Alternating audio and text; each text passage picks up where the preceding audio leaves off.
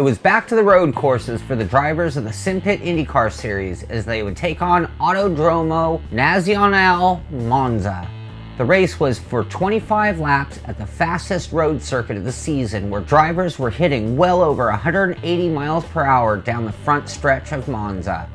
The track's layout is 11 turns that consist of 3 different chicanes, the Lesmos, and a wide 180-degree corner that leads onto the front stretch. The top qualifier was Alex Saunders, who ran a 1:30.904, and he would sit on the inside of the front row, having just edged out Jonas Knockala with a 1:30.952 and starting in second position. Alex got a very good start and just enough of a gap to head into the first chicane confidently. Meanwhile, Knockala doesn't get as good a start, and Marnif comes from third and passes him going into turn 1. The top 5 get through, but the rest of the grid wasn't so lucky, as a huge bottleneck caused problems for several drivers. Soon after things got all sorted out, the race was underway. The second chicane would also cause a bottleneck of sorts as Mitchell de Jong goes around. On the first lap, the third chicane would prove to be difficult as well, as Xavier de Carvalho would get crossed up and hard into the wall.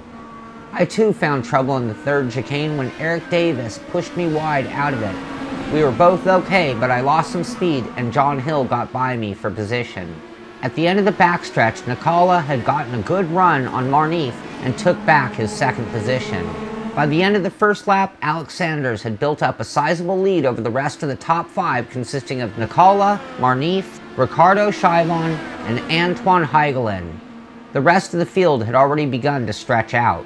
The battle for positions up front wasn't over, as Ricardo Scheibon outbroke Marnif going into the first chicane and took over the third spot. Then a lap later, Marnif deals with possibly too much downforce as Antoine Heigelen makes a move also at the end of the straight under braking and takes over fourth from him. Meanwhile, Saunders increased his gap over second place even more. At the end of lap 5, Saunders was still in front, with Knockala now keeping him in check. Behind them were Scheibon, Heigelen, and Marnif, all within reach of each other. A bit further back, Martin Carroll gets a little help from John Hill in the third chicane and ends up into the wall hard. He would continue on, but end up finishing in only 17th place.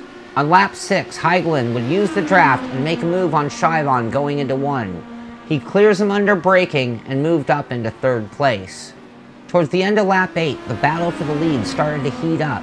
Saunders took a very tight inside line, but he also clipped the curb and lost a little bit of speed.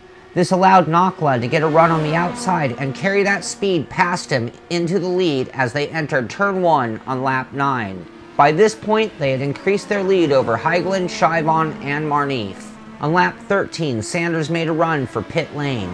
He would be the first of the lead group to go in for fuel and tires just after the halfway mark. Scheibon goes in as well. Knockala, Heigelen, and Marnif stay out.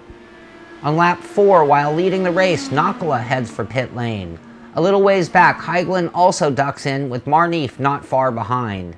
The race off pit lane had Knockala coming out safely ahead of Saunders, with Heigelen coming out in third with Scheibon right behind him. Marnif maintained 5th place and still within striking distance of 3rd and 4th just ahead.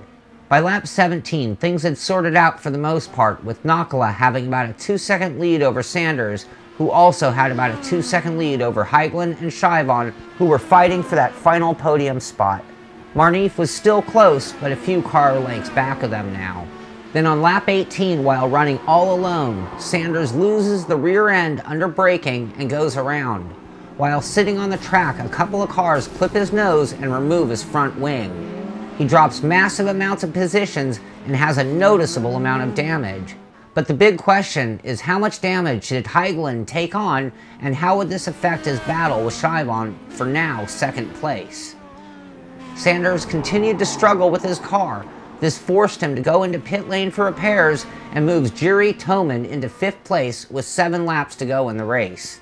Saunders' crew did a great job of repairing his car, and he came out of the pits just behind John Hill, running in 11th place.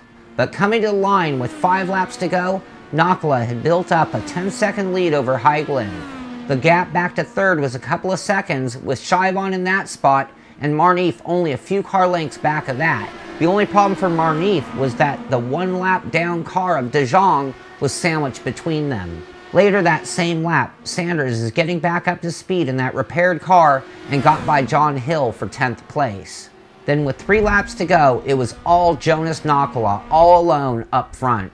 Antoine Heigelen had a firm grip on second, but the battle for the final podium position was heating up between Chivon and Marnif. At the line for the final lap, things look about the same with Nakala on cruise control, Heigelen in second, and Chivon and Marnif nose to tail still fighting for 3rd and 4th. Nakala went on to win by 13.5 seconds over a great race by Heigelen to finish in second.